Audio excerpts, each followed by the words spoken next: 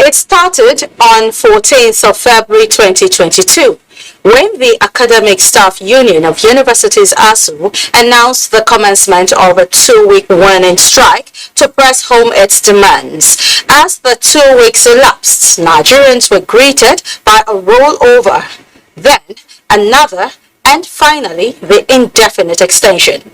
Last week, the long wait ended as ASU suspended the 8-month industrial action conditionally. It directed that both students and lecturers should resume academic activities on Monday, 17th October 2022. This brought a huge relief for students, parents, as well as some business owners who rely on patronage of the university community to make ends meet. On Panorama today, we shall be looking at the benefits and implications of the conditional suspension. Welcome to Panorama, coming to you live from the Lagos Network Center of the NTA. I am Adeola Komiakiri.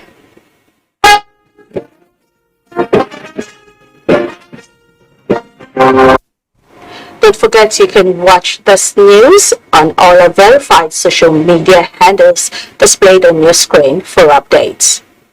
Now, President Muhammadu Buhari will later today sign an executive order on improving performance management, coordination and implementation of presidential priorities of the federal government of Nigeria.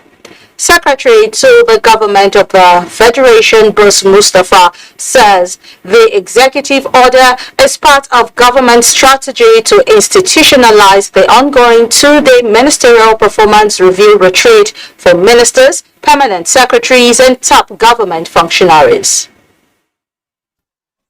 Of this ministerial retreat as an opportunity to consolidate the gains of previous retreats. Mr. President underscored the importance of critical infrastructure in economic development and his administration's quest to leave a legacy. He gave examples of high-impact projects across the country in infrastructure, aviation, health, and technology sectors.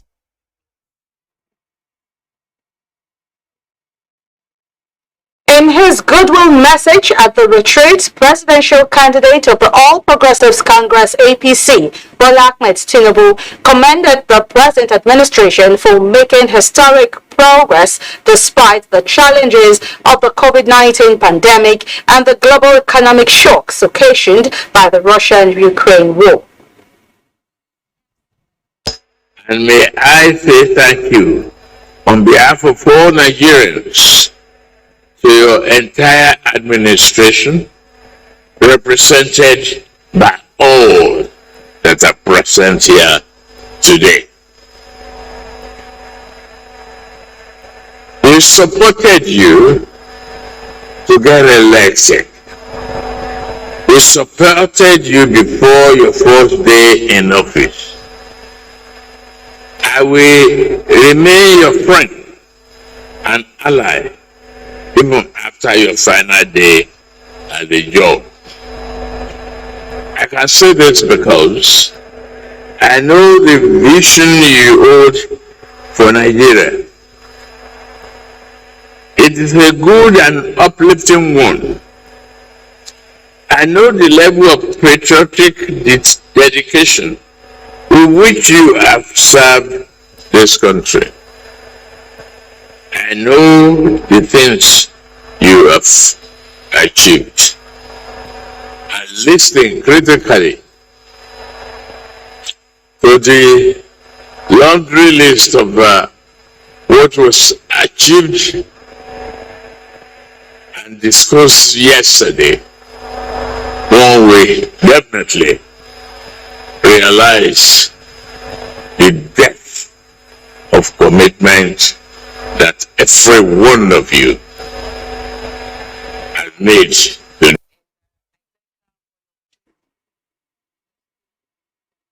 The Buhari administration considers the ongoing ministerial retreat as an opportunity to take stock and consolidate the gains of previous years, as well as finish strong in the delivery of legacy projects and programs of government.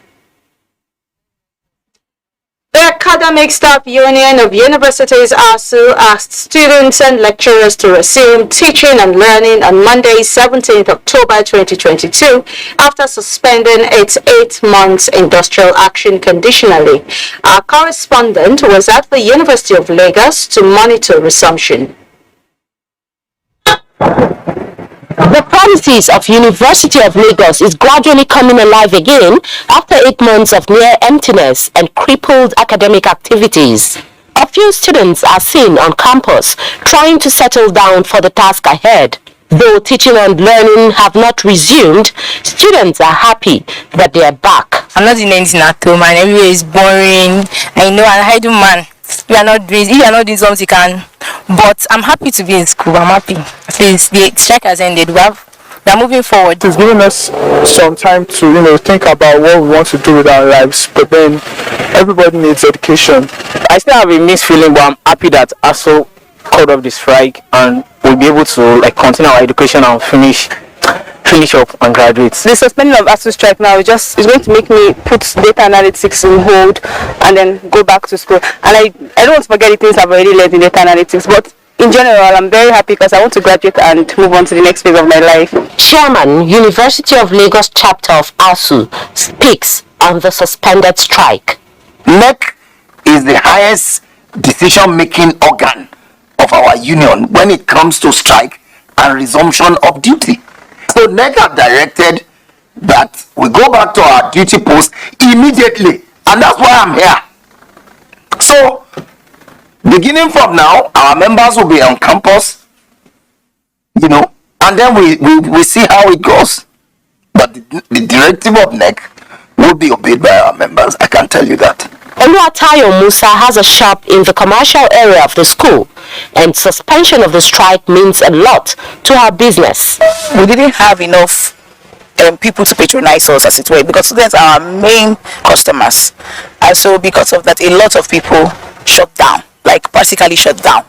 Though the school is not as lively as it used to be, it is expected that in the coming days, academic and social activities will return to normal. In Lagos, Hingino, John Adams, NTA News.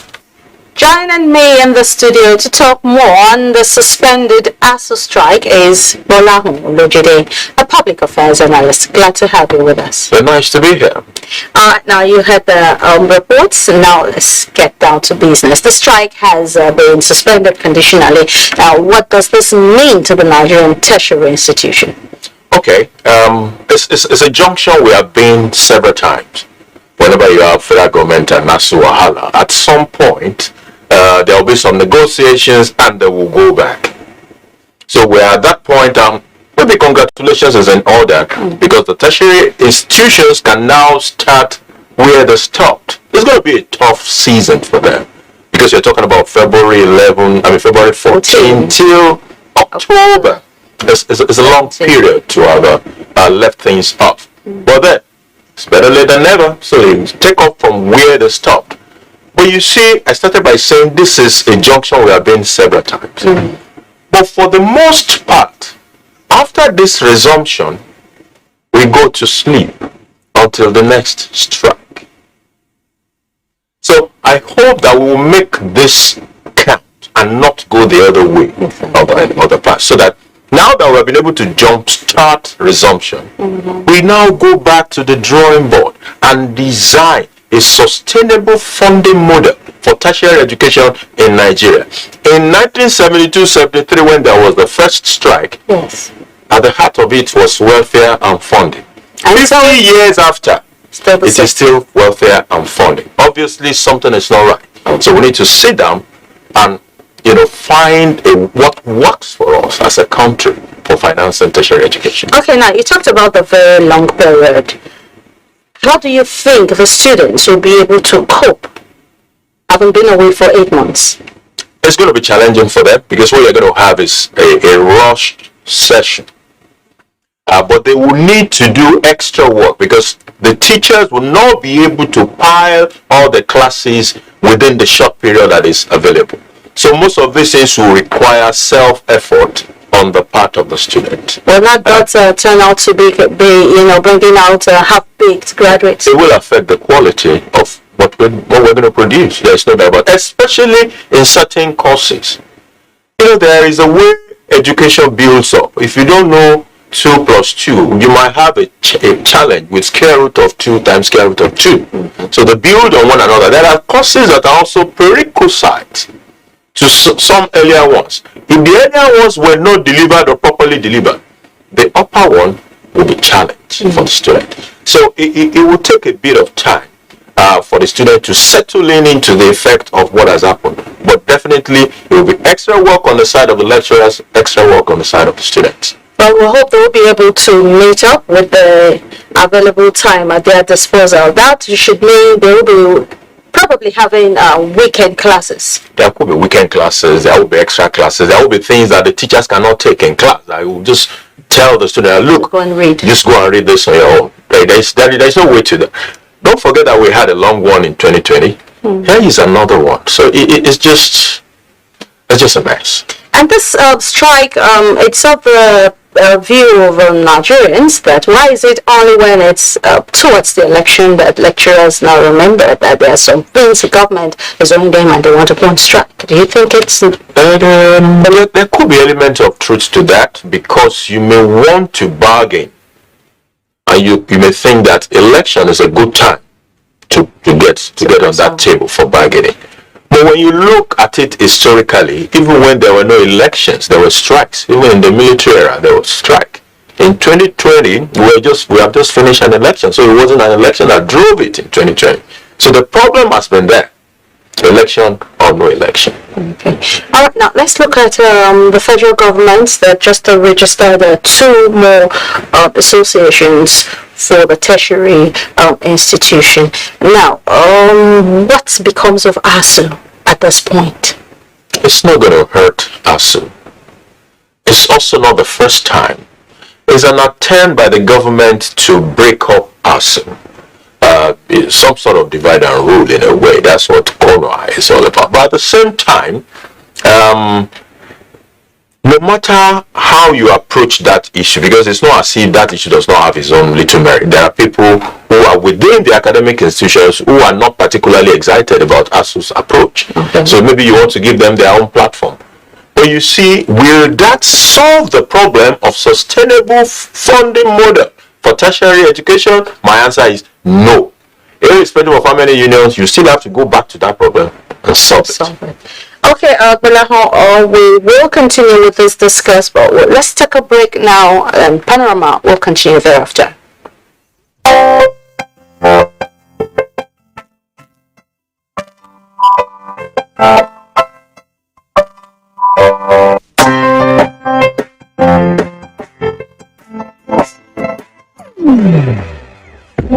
Here to call change, stand up in Nigeria. Change is here and it's going to stay. Change begins with you.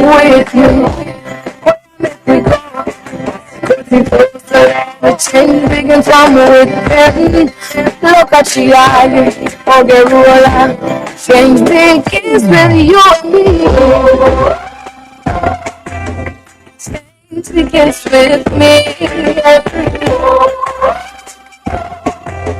Change begins with me. Change begins with me.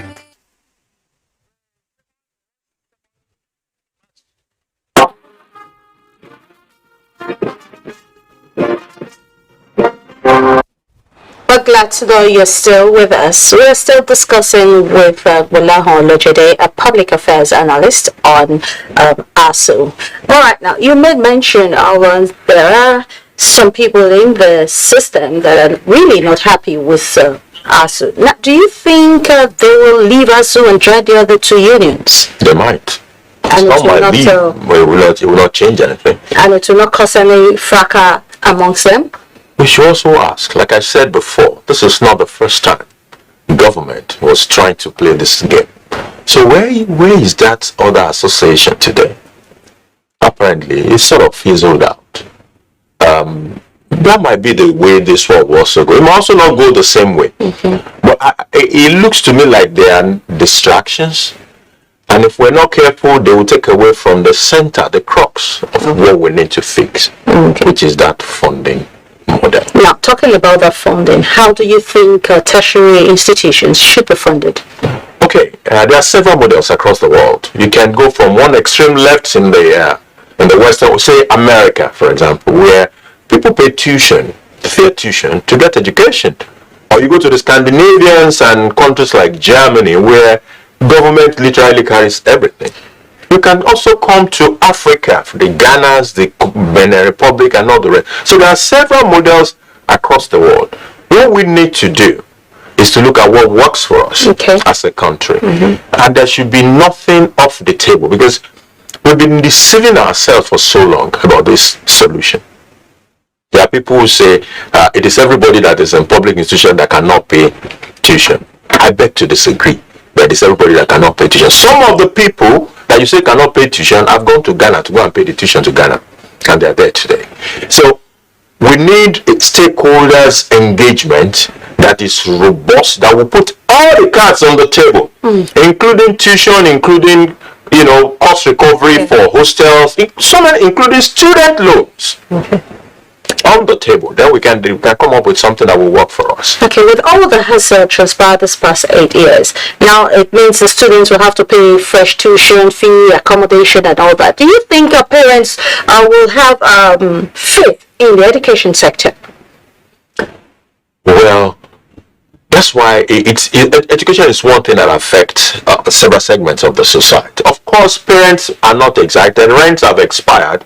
And some students who stay outside the campus will need to pay another rent. So from that perspective, yes, parents are going to bear some burden.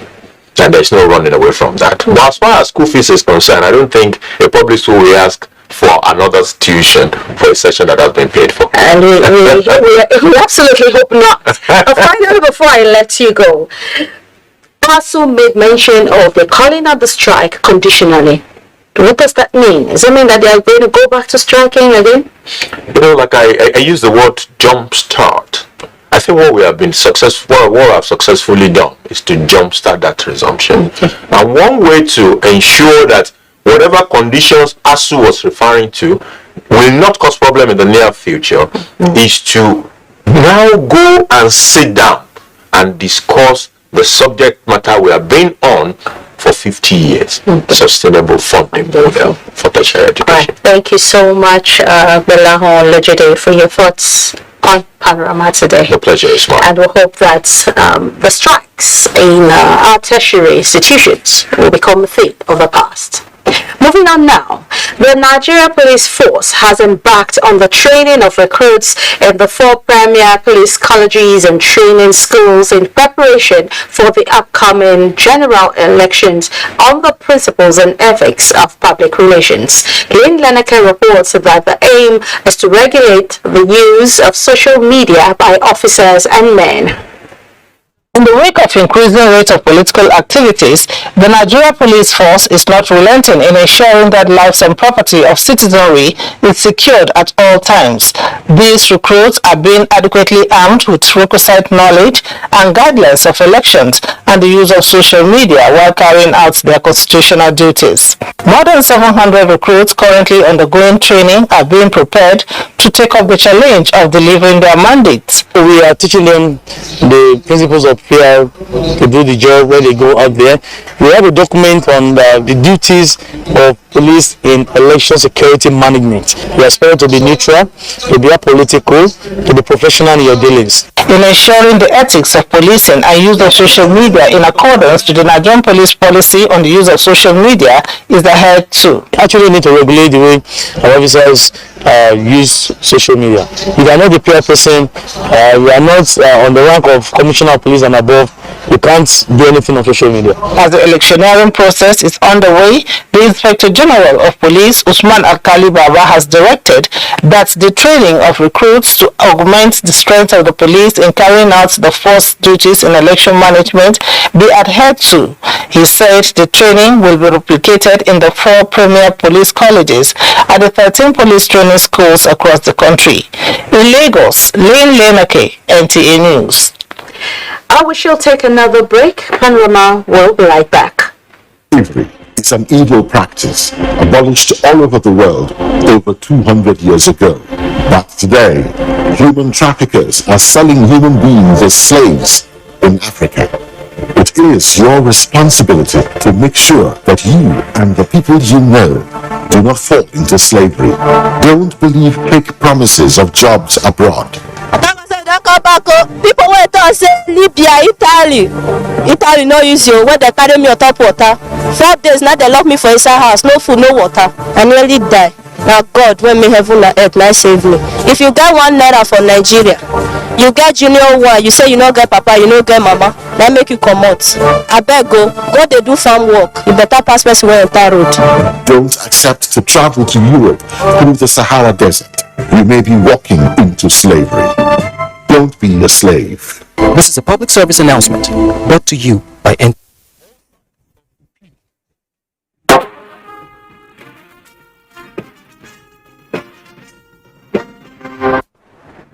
Thanks for staying.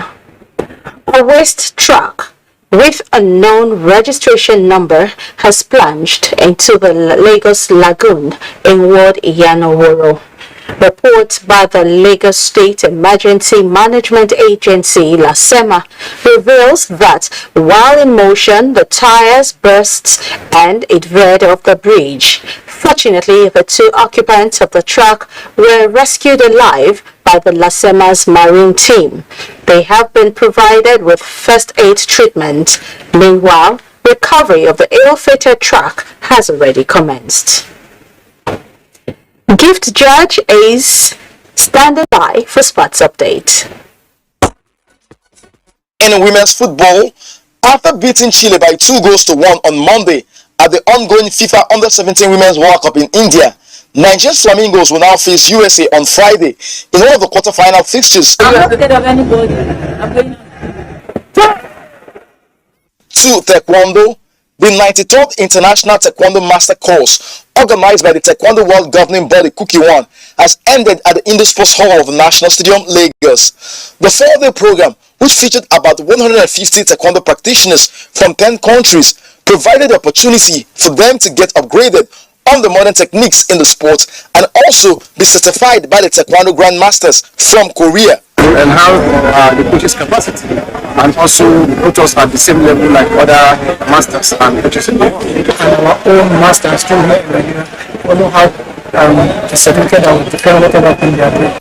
In Scrabble, Nigerian Scrabble players going for the African Championship in Zambia are expected to be on top form after featuring at the just concluded Grand Slam Championship, which ended in Lagos.